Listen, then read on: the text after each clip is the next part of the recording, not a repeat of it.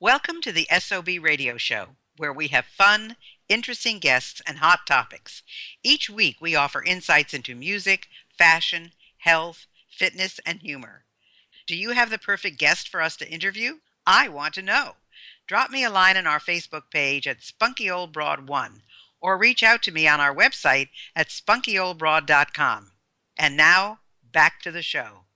Hi, everyone. I'm back with Dot Campbell, who's the author of the exceptional book, You're Not the Boss of Me, Take Control of Your Subconscious Mind. So let's talk a little bit about this, Dot. Um, what did you write about in your new book that's assisted your students and clients to succeed? Well, basically, I ended up writing the book because my students and clients kept saying to me, "You've given me all these techniques and tools and everything. Can't we have them in one place?" So they had all these pieces of paper all over the place with the tools and methods. So that's why I put the book together. And really, I just want more people to understand the basic concept of the subconscious mind and how it actually processes. It's a simple process. We just don't, no one ever teaches us about it. Okay. So I wanted easy methods for them to learn to take control of that process so that you're getting what you want, not what you don't want. And that's when you take control of the subconscious mind, that's what it produces. It produces what you do want. And it's such an amazing gift that most people never learn how to use. You make it sound so easy. So give us one of those processes that you describe in your book that helps release stress, because we know that stress is the biggest cost factor in corporate America because it produces so many missed days and burnout at work. We know that it is the basis of most diseases that we get, and we know that it's very debilitating. So give us just one of the processes that you talk about in the book that helps release it. Okay. This process, everybody can do. It's so super, super simple, and it costs you no money whatsoever, which is an upscale on it. And it can be used for anything. I just call it pen to paper. So the times that you feel stressed, and in particular, when I was in corporate, I would teach people to do this all the time because confrontation sometimes isn't good with your boss. So if you're not a confrontational person and you can't discuss an issue, then I just tell you to take a pen and paper and sit down and begin to write on that piece of paper everything you would like to say to that person. Don't worry about your spelling, your grammar, and you can even use four-letter words because you're the only one that's going to see it. So you write on this piece of paper everything that you're upset about, whether it's your husband, your wife, your children, anybody in your life that's creating stress for you, but you don't want to go into a confrontational situation. You write down everything you would like to say, everything they're hurting you about, everything that's going on that is making you so stressful and uncomfortable. When you're done, you can either read it or not read it. Tear it up in tiny, tiny, tiny pieces. If possible, burn it or just throw those tiny pieces into the trash. And as you do, just say, "I release this to the universe." And I use the word universe in place of God, not to offend anyone. So you just release that to the universe and you feel this whole lifting of a weight off of you because now it's out of your subconscious mind. It's releasing it. It's no longer holding on to it. And I found this was a wonderful process when someone passes in your life because sometimes there's unanswered questions. When my father passed, I had things from my teenage years that were never resolved, and he was a good old Italian guy, so you didn't talk about feelings. So I sat down and I wrote him this letter. And as I'm writing it, when I was done, I read it over and I went, I expected him to be somebody he could never be because he didn't have that kind of a role model. So to me, I got such peace and comfort from the fact that I actually looked at what my feelings were and how they weren't value.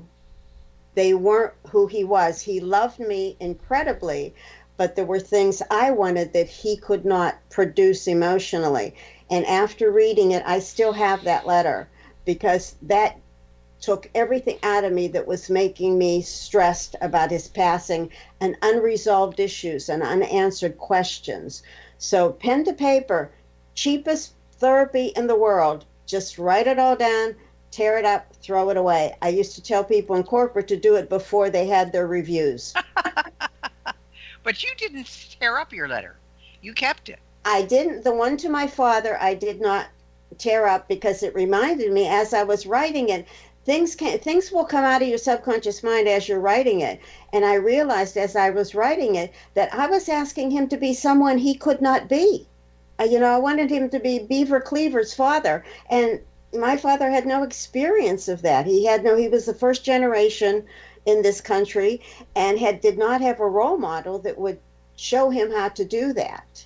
So to me, it made me feel better that I had faced that and that I knew how much he loved me and that stress from unresolved issues was nothing. And I guess the most important part of that is you knew he loved you. And that Yes, was the most important part.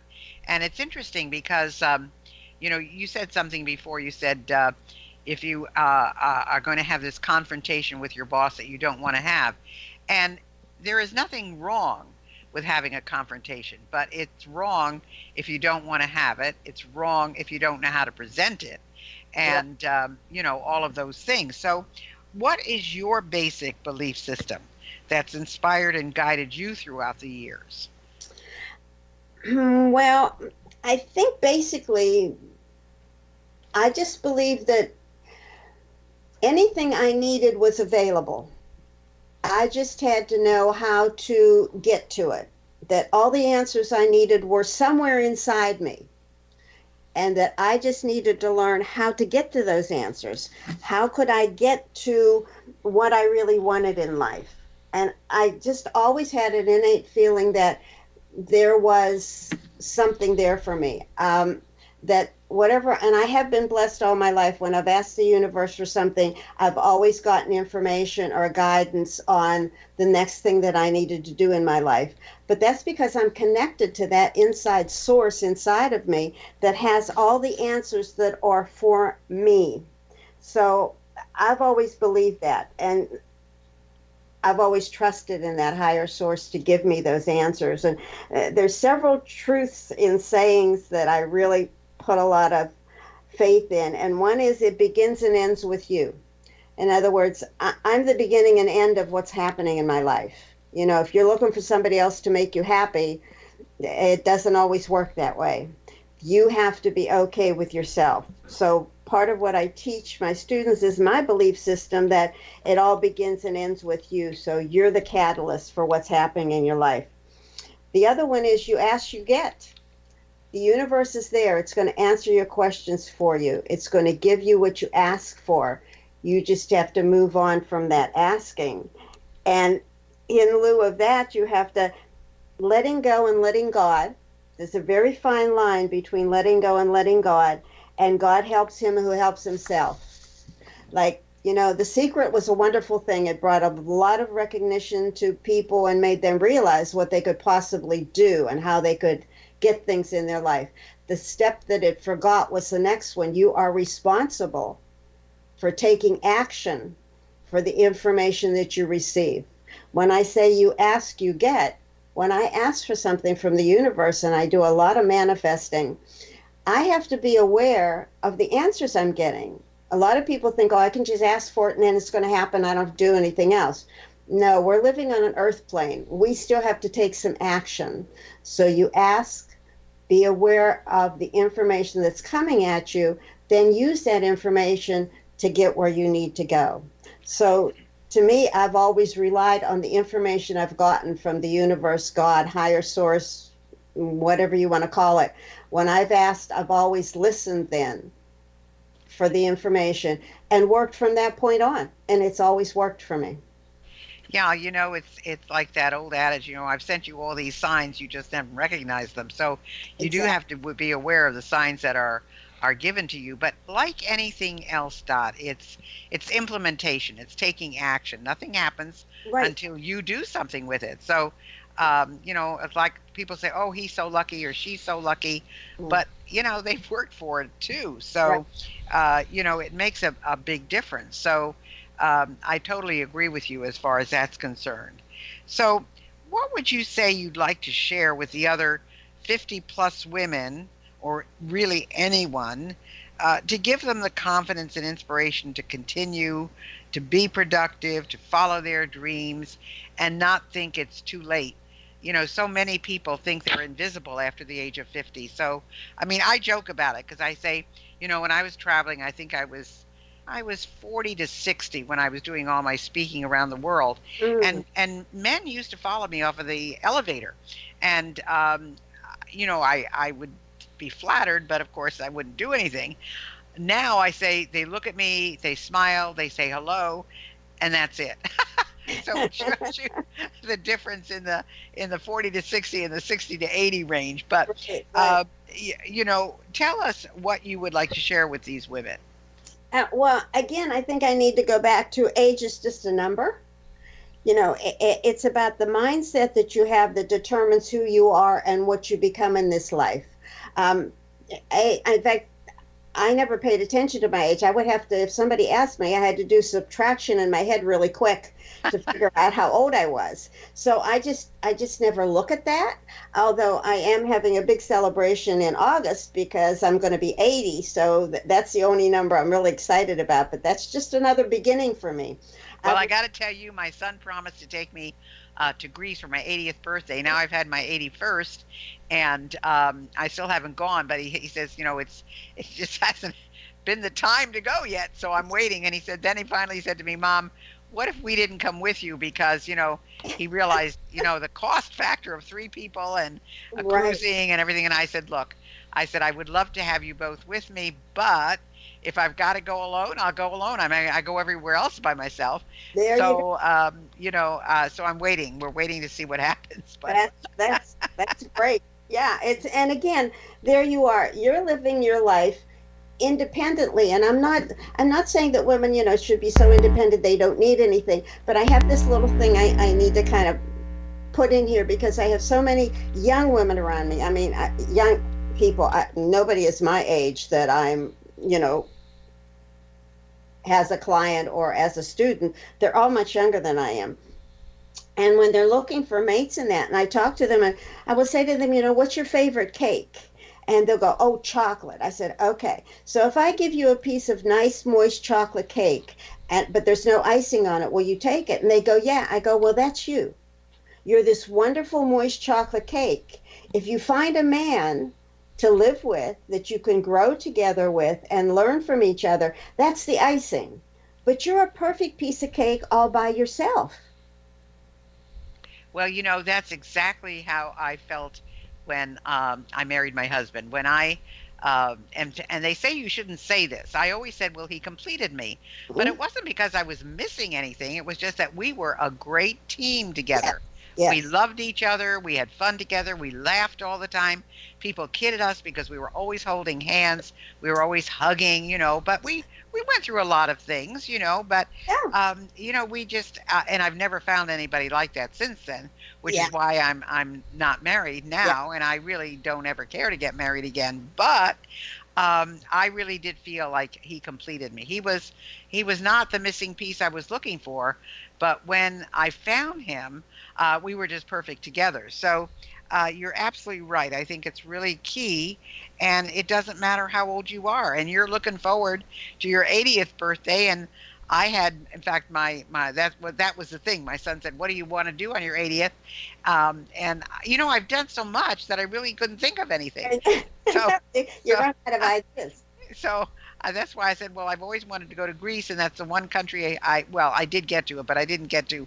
I wanted to go to, the coast, Right. and see Mykonos and so forth. Oh, yeah. But so you don't think, I know this, but tell us, you don't think it's ever too late to follow your dreams then? No, I just feel that like the more experience you have in life, the better equipped you are to envision those dreams. I mean, if you have an experience, I mean, I've reinvented myself so many times. I keep telling people I've lived a number of lives in this lifetime because I went into industries and corporations I knew nothing about. I have been so many different people in this lifetime that it's as you go through an experience, it's go, oh, maybe I want to try this or I want to do that, and then you just go on with that. So, and again, Age is just a number. It's your mindset that'll guide you to accomplishment. And your mindset isn't determined by age. It has no timeline with your mindset. You can have a great mindset at 20, you can have a horrible mindset at 20. So it's about where you're going. You have to start learning to love and accept the uniqueness that you are. You Well, know, it's so true. You said something about most of your students are not, near your age range. And my friends, I mean, they're a gamut from those that are in my age circle and those that are in their 20s. I mean, there are so many different components of the people that I know.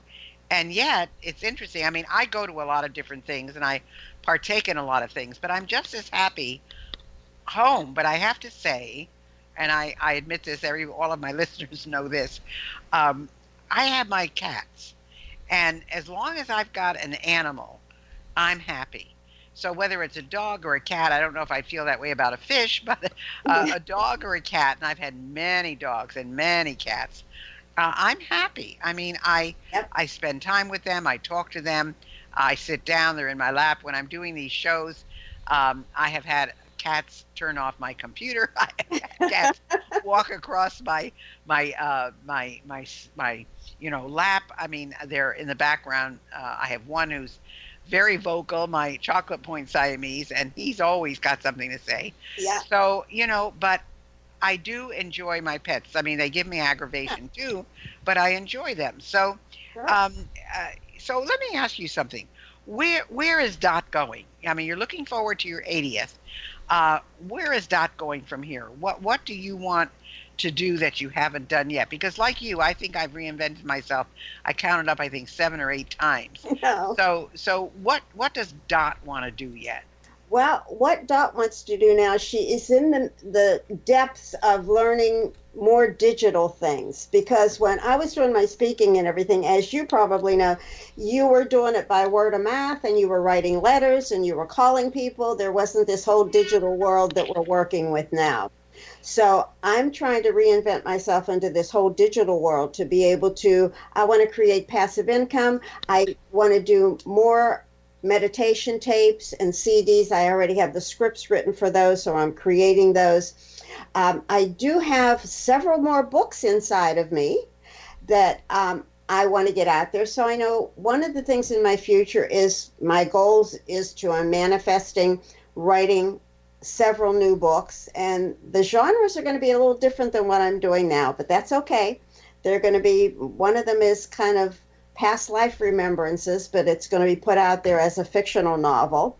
So I still have a lot of things that I want to accomplish, and I want to do passive income on the internet so that then I can keep running around the country, meeting new people, and teaching as many people as I how to can take control of that subconscious mind, because it doesn't matter what age you are, what denomination, what race, what male, female, what gender, that subconscious mind is in there. As long as you're a human being, that subconscious mind exists. And if people would just understand it more, our lives would be much more peaceful. One of my focuses is to get into the schools with another version of the book, which I'm rewriting it now for a younger audience, to get into the elementary schools to have the children understand what this autopilot is that's going on in their head all the time, to understand what bullying is about. If they could understand that process, I don't think we'd have as much bullying as we do now, because the process of the subconscious mind can eliminate some bullying when you have the program in there correctly. So they're running around absorbing, children are like sponges. They're absorbing all this negative information that's floating around, and they don't even realize that it's going into their subconscious mind. And somewhere along the line in their older years, it's going to come back and bite them, and they won't even know why. So if you had your choice of revamping the curriculum of our elementary schools, what would you change? Um, I would change that. There would be a program in there teaching the children how the subconscious mind processes. And it's so basic, a child can understand it. It's very, Probably can understand it better than an adult because they have no preformed opinions about anything. exactly. So they don't have to unlearn it. They can learn it immediately. And then the processes within that goes into meditation and relaxation processes.